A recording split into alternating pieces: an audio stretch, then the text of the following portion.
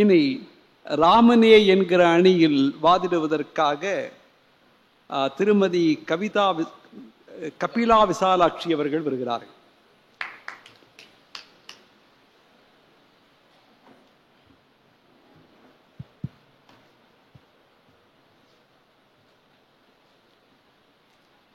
போற்றுதலுக்கும் பாராட்டுதலுக்கும் உரிய நடுவர் அவர்களே, அவையிலே இருக்கின்ற ஆன்றோர் பெருமக்களே, உலகத்தின் வரைபடத்தில் ஏதோ ஒரு மூலையில் இருந்து கொண்டு உலகம் எங்கெங்கும் தங்களுடைய உழைப்பால் உற்பத்தி செய்து கொண்டிருக்கும் திருப்பூர் வாழ் தமிழ் தோழமைகளே, உங்கள் அத்துணை பேருக்கும் என் மிக பணிவான வணக்கங்கள். ரவிக்குமார் சார் வாலியை பற்றி ரொம்ப அழகா பேசினாங்க. ஆனா ஒரு விஷயத்தை அவர் சொல்லல. வாலி தன்னுடைய இறுதி காலத்திலே ராமனை பார்த்து மூவர் நீ, முதல்வன் நீ, முற்றும் நீ, மற்றும் நீ, பாவம் நீ, தருமம் நீ, பகையும் நீ, உறவும் நீன்னு வாலியே ராமனை பார்த்து தான் பிரமிப்பானான். இப்ப வாலி பிரமிப்புக்குரியவன்கிற வழக்க நம்ம இங்க தள்ளுபடி செஞ்சிடணும். ஏன்னா வாலியை பார்த்து பிரமிச்சது ராமனைத்தானே. அடுத்து எங்க கவிதாக்கா வந்தாங்க, ரொம்ப அழகா அற்புதமா பேசினாங்க. நான் அவர்களுடைய தீவிர ரசிகை. அவர்கள் என்ன சொல்றாங்க, ராவணனுடைய நாட்டு வளம் அவ்வளவு அற்புதமா இருந்துதான், பித்தனும் தூங்கினான் அப்படின்றாங்க. எங்களுக்கும் கேட்க ஆனந்தமா தான் இருக்கு. ஆனா அவ்வளவு சிறப்பாக இருந்த நாட்டு வளம் அழிவதற்கு காரணமாக இருந்ததும் அதே மன்னன் தான் என்பதை நீங்கள் மறந்துவிடக் கூடாது. அது எப்படி பிரமிப்பாக இருக்க முடியும்?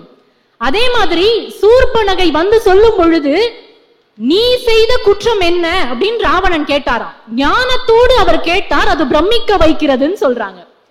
ஆனா அதே ராவணன் கிட்ட கும்பகர்ணன் தம்பி சொல்றார், சிட்டர் செயல் செய்திலை குலச்சிறுமை செய்தாய்னு சொல்றார்.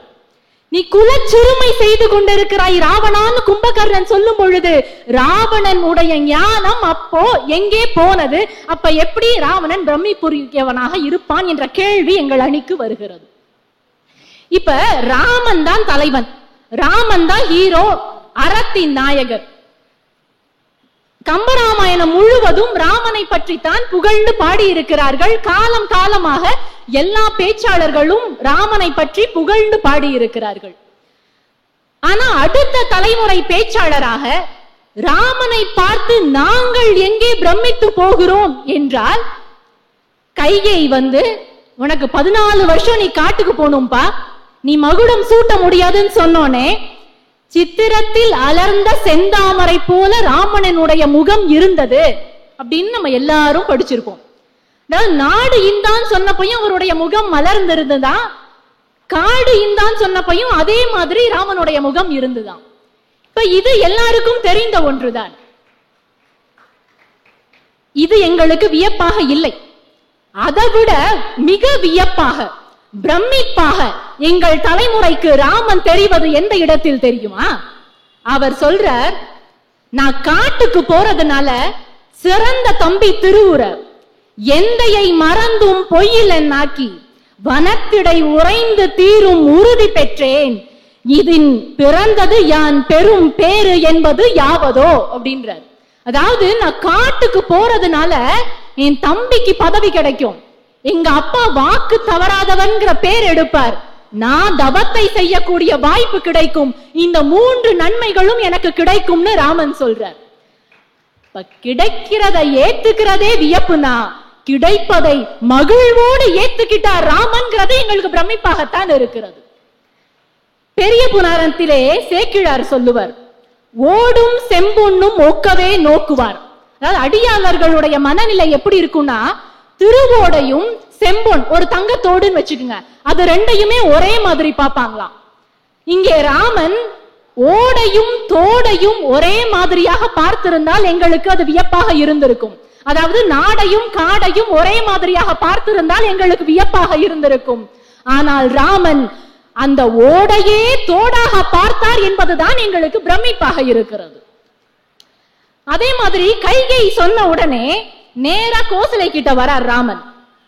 கோசலை கேட்கிறாங்க, மகுடம் சூடாமல் மஞ்சன புனித நீரில் ஆடாமல் கொற்றம் இல்லாமல் வந்திருக்கிறாயே, நீ மகுடம் சூட்டுவதில் ஏதேனும் பிரச்சனை இருக்கிறதா ராமான்னு கேட்டோன்னே சாதாரண மனுஷன் என்ன சொல்லியிருக்கணும்? ஆமாமா, எனக்கு மகுடம் கிடைக்கல, தம்பி பரதன் தான் அரசாள போறானா அப்படின்னு பத்த வச்சிருக்கணும். ஆனா ராமன் அதை செய்யல. ரொம்ப அழகா 2 வார்த்தை சொல்றார். நின் காதல் திருமகன்றார். அதாவது அம்மாவை மென்டலி ப்ரிப்பேர் பண்றாரு. பரதன் தான் அரசாள போறான்னு சொன்னா கூட கோசலைக்கு ஒரு தடுமாற்றம் வந்திருக்கும். ஆனால் உன்னுடைய காதல் திருமகன் அரசாள போறான்னு சொல்றாருல, அது உண்மையாவே எங்களுக்கு பிரமிப்பாகத்தான் இருக்கிறது. ஏன்னா இன்னைக்கு ஹார்வர்ட் யூனிவர்சிட்டியில, ஹார்வர்ட் பல்கலைக்கழகத்துல mental preparedness research evaluation and practice அப்படின்னு ஒரு 2 இயர் கோர்ஸ் இருக்கு. அதாவது ஒரு விஷயத்தை சொல்வதற்கு முன்னால ஒருவரை நாம் மன ரீதியாக எப்படி தயார்படுத்த வேண்டும்னு இன்னைக்கு ஹார்வர்ட் பல்கலைக்கழகத்துல 2 வருஷம் காசை வாங்கிட்டு சொல்லி தராங்க. ஆனா 2 வருஷம் ஹார்வர்ட் யூனிவர்சிட்டியில சொல்லி கொடுக்கிற கோர்ஸ எங்கள் ராமன் 2 வார்த்தைகளில் எங்களுக்கு சொல்லி கொடுத்து விட்டார் என்பது பிரமிப்பில்லையா? அதே மாதிரி இப்ப வீடனன் ராமன் கிட்ட சரணாகதி கேட்டு வரார். ராமன் கிட்ட வரும் பொழுது சில பேர் மறுக்கிறாங்க. அத ஹனுமனுக்கு மட்டும்தான் சரி வீடனன் சேர்த்துக்குவோன்னு சொல்ற. சுக்ரீவன், ஜாம்பவான், நீலன் இவங்க எல்லாருமே ஏத்துக்க வேண்டான்னு சொல்றாங்க. ஆனா ராமன் வீடனனை தன் பக்கம் சேர்த்துக்கிட்டார். இப்ப வீட்லயே ஒரு அப்பா ஒரு பிள்ளை சொல்றத கேட்கிறார், இன்னொரு பிள்ளை சொல்றத கேட்கல அப்படின்னா அந்த 2 பிள்ளைங்களுக்கும் நடுவுல சண்டை வரும். நீ அப்பாவுக்கு பிடிச்ச பிள்ளை, நான் அப்பாவுக்கு வேண்டாத பிள்ளைன்னு கடைசி வரைக்கும் அந்த 2 பிள்ளைங்களுக்கு நடுவுல சண்டை வரும். ஆனா அந்த இடத்துல ராமன் எடுத்த அரசியல் முடிவு இருக்கிறதே உண்மையாவே எங்களை பிரமிக்க வைக்குது. ஏன்னா அனுமன் தான் வீடனனை சேர்த்துக்கிறதுக்கு சரின்னு சொல்றார். அனுமனை போய் கூட்டிட்டு வான்னு சொல்லாம வேண்டான்னு சொன்ன சுக்ரீவனை போய் கூட்டிட்டு வான்னு சொன்னார்ல. அப்ப இங்க அனுமனுக்கு வீடனன் வருவதுல சம்மதம், கூட்டிட்டு வந்ததே சுக்ரீவன் தான். அப்ப இங்க நடுவுல உள் மோதல்கள், இன்டர்னல் கான்ஃபிளிக்ஸே வராது. இன்னைக்கு நிறைய கட்சிகள் உடையறதுக்கு காரணமே அதுக்குள்ள இருக்கிற உள் மோதல்கள் தான். அப்ப எவ்வளவு அரசியல் நுட்பத்தோட ராமன் இதை தவிர்த்து இருக்கிறான் என்பதை நாம் கற்றுக்கொள்ள வேண்டும். இப்ப 1961ல 1961ல Vienna convention on diplomatic relations அப்படின்னு ஒரு ட்ரீட்டி சைன் பண்றாங்க. அதாவது ஒரு ஒப்பந்தம். எந்த உள் மோதல்களும் 193 நாடுக்கு நடுவுல இருக்கக்கூடாதுன்னு எல்லா நாடும் கையெழுத்திடுறாங்க. இப்ப 20ஆம் நூற்றாண்டுல ஒரு டிப்ளமேட்டிக் டெசிஷன் உள் மோதல்கள் இருக்கக்கூடாதுன்னு எடுக்கிற முடிவை 12ஆம் நூற்றாண்டிலேயே எங்கள் ராமன் எடுத்து காட்டி இருக்கிறான் என்பது பிரமிப்பு தானே. அதே மாதிரி ராவணன் இறந்த பிறகு உண்மையாவே இங்க நான் பிரமிச்சு போனேன். ராவணன் இறந்த பிறகு வீடனன் தான் அங்க இலங்கையின் அரசனாக பதவி ஏற்கிறார். ராமன் என்ன பண்ணிருக்கணும்? ஓடி போய் சீதையை கூட்டிட்டு வந்திருக்கணும். இல்லைன்னா அனுமனை விட்டுட்டு கூட்டிட்டு வர சொல்லி இருக்கணும். ஆனா இங்க ராமன் என்ன பண்றார்? வீடனனை கூப்பிட்டு வீடனன் சென்று தான் நம்ம தேவியை சீரோடும்ன்றார். இப்ப இதுல என்ன பிரமிப்புன்னு நீங்க யோசிச்சு பார்க்கணும். ஒரு அரசியல்வாதி அவருடைய பரிந்துரையால சிபாரிசால ஒருத்தர சப் இன்ஸ்பெக்டர் ஆக்குறான்னு வச்சுக்குவோம். அந்த சப் இன்ஸ்பெக்டர் அவர் சப் இன்ஸ்பெக்டரா செயல்பட முடியுமா?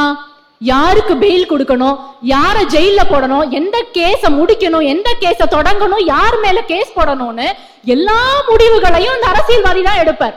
இதுதான் இன்றைக்கு இருக்கின்ற உலகியல் நிலவரம். ஒரு டியூப்லைட் உபயமா கொடுத்தா கூட அந்த டியூப்லைட் வெளிச்சம் வெளியில தெரியாத அளவு உபயம்னு போட்டிருப்போம். அப்ப எல்லா இடத்துலயும் நான் தான் சொல்லுகின்ற மனித மனநிலைக்கு மத்தியிலே இங்க வீடனன் ராமனாலதான் அரசனாவே ஆகுறான். ஆனா இங்க ராமன் போய் சீதையை கூட்டிட்டு வராம அங்க வீடனனுக்கு ஒரு அரசனுக்கு என்ன மரியாதையை கொடுக்க வேண்டுமோ அதை ராமன் கொடுத்து வீடன நீ சென்று தேவியை கூட்டிட்டு வான்னு சொன்னார்ல, அது உண்மையாவே எங்களுக்கு பிரமிப்பாகத்தான் இருக்கிறது. இப்ப தலைவன் ஆவது எளிது, தலைவனாக வாழ்வது கடினம். ராமச்சந்திரன் ஐயா ரொம்ப அழகான ஒரு நுட்பமான வித்தியாசத்தை சொல்லுவார். இப்ப ஆவது வேறு, வாழ்வது வேறு. ஆங்கிலத்துல சொல்லணும்னா becoming, being. Becoming is easy, being is difficult. ஆனா கம்பராமாயணம் முழுவதும் ராமன் தலைவனாக ஆகவில்லை என்றாலும் அவன் தலைவனாகவே வாழ்ந்திருக்கிறான் என்பதுதான் உண்மை. ராமனுக்கு அரியாசனம் கிடைக்கவில்லை, ஆனால் ராமன் எல்லா மக்களின் மனதிலும் சரியான சரியாசனத்தில் அமர்ந்தார் என்பதுதான் உண்மை நிலை. ஆக எத்தனை சிறப்புகள் இருந்தாலும் அடுத்தவர்களின் மனைவியை அபகரித்து அத்துணை சிறப்புகளையும் இழந்த ராவணனை விட வீரம் என்ற ஒற்றே ஒரு பண்பிலே வியாபித்து இருக்கும் வாலியை விட மன்னவன் பணி என்றாயில் நும்பணி மறப்பெனோ என்ற இடத்திலே சிறந்த தனையனாக, என் பின்னவனுக்கு கிடைத்த செல்வம் அடியனன் பெற்றதென்றோ என்ற இடத்தில் சிறந்த தமையனாக, இன்று போய் நாளை வா என்று சொல்லும் இடத்திலே சிறந்த தலைவனாக இருக்கும் ராமனே என்றைக்கும் பிரமிப்புக்குரியவன் என்று சொல்லி விடைபெறுகிறேன். நன்றி, வணக்கம். ரொம்ப அற்புதமாக அவர்கள் இந்த Vienna convention on diplomatic relations 1961 பற்றி சொன்னார்கள். நான் என்னுடைய கம்பெனியில் சட்டமும் நீதியும் என்கிற நூலில் ஒரு அத்தியாயம் இதை பற்றி எழுதியிருக்கிறேன். அதாவது இந்த உலகம் 2 உலகப் போர்களை சந்தித்த பிறகுதான் தூதுவர்களுடைய டிப்ளமேட்ஸ், தூதுவர்களுடைய முக்கியத்துவத்தையும் தூதுவர்களுக்கு ஒவ்வொரு நாடும், அயல் நாட்டு தூதுவர்களுக்கு ஒவ்வொரு நாடும் அளிக்க வேண்டிய பாதுகாப்பை பற்றியும் முதலாக 1961 தான் ஐக்கிய நாடுகள் சபை தெரிந்து கொண்டது. முதல்ல தூதுவர்களுக்கான முக்கியத்துவத்தையும் ஒரு அயல் நாட்டு தூதரை இன்னொரு நாடு எப்படி பாதுகாப்பு கொடுக்க வேண்டும் என்பதை பற்றியும் நவீன உலகம் 1961 தெரிந்து கொண்டது. ஆனால் அந்த கன்வென்ஷனில் சொல்லப்பட்ட ஷரத்துக்களை விபீஷணன் ராவணனிடம் எடுத்துரைத்து அனுமனை கொல்லுவது தவறு, காரணம் 2 நாடுகளுக்கிடையிலே தூதுவனாக வந்த ஒரு டிப்ளமேட்டை நாம் கொல்லக்கூடாது என்று 1961 ஐக்கிய நாடுகள் சபை நிறுவிய கன்வென்ஷனை 8ஆம் நூற்றாண்டில் கம்பன் எழுதினான் என்று நான் அதில் ஒரு அதிகாரத்தையே நான் எழுதியிருக்கிறேன். அவர்களுக்கு என்னுடைய வாழ்த்துக்கள்.